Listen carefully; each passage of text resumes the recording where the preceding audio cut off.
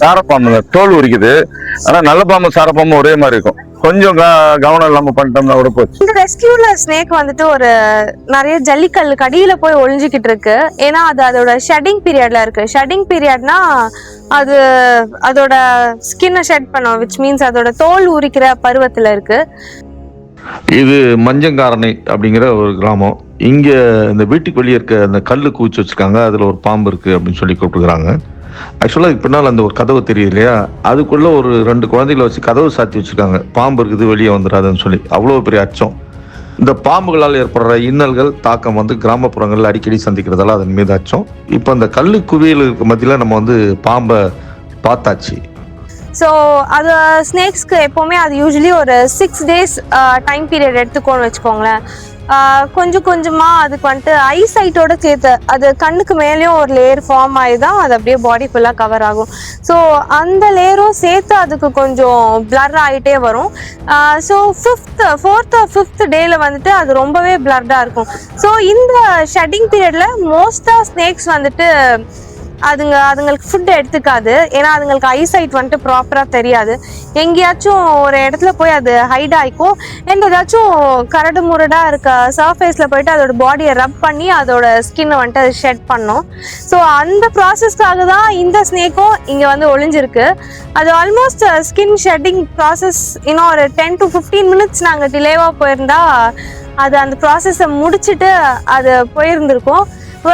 அந்த வீட்டில் இருக்கவங்களும் குழந்தைங்களாம் இருக்காங்க அப்படின்னு பயந்ததுனால நாங்கள் போயிட்டு அந்த ஸ்னேக்கை சேஃபாக ரெஸ்கியூ பண்ணிட்டோம்.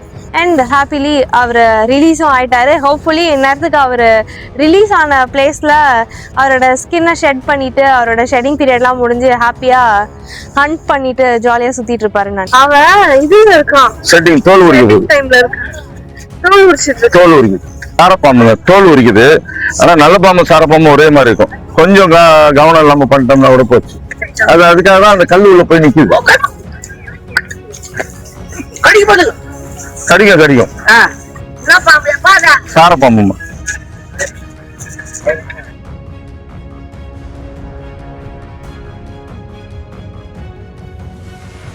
அது இன்னொரு 1 மணி நேரத்துல தோல் உரிச்சோம். Thanks brother.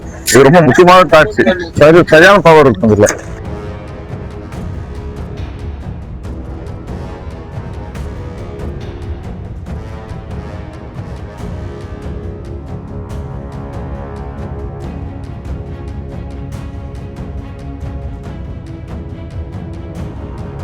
மற்றபடி விஷம்